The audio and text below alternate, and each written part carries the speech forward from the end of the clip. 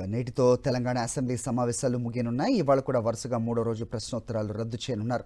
ఇక నిన్న ప్రవేశపెట్టిన బిల్లులకు అసెంబ్లీ ఆమోదం తెలపనుంది. అలాగే పంచాయతీరాజ్, మున్సిపల్ సంస్థల ఆడిట్ రిపోర్ట్లను సభ ముందు ప్రవేశపెట్టనుంది. అలాగే కాగ్ రిపోర్ట్, ఫైనాన్స్ అకౌంట్స్ నివేదికను కూడా రాష్ట్ర ప్రభుత్వంలో సభ ముందుకు తీసుకురానుంది.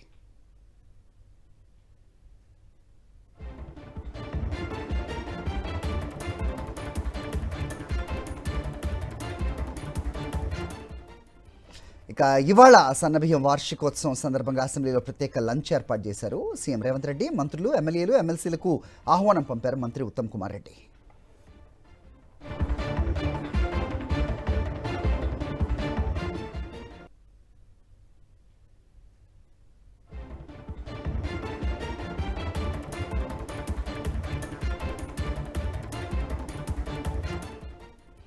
ఇక ఇవాళ సన్నబియ్యం వార్షికోత్సవం సందర్భంగా అసెంబ్లీలో ప్రత్యేక లంచ్ ఏర్పాటు చేశారు. సీఎం రేవంత్ రెడ్డి మంత్రులు, ఎమ్మెల్యేలు, ఎమ్మెల్సీలకు ఆహ్వానం పంపారు మంత్రి ఉత్తమ్ కుమార్ రెడ్డి.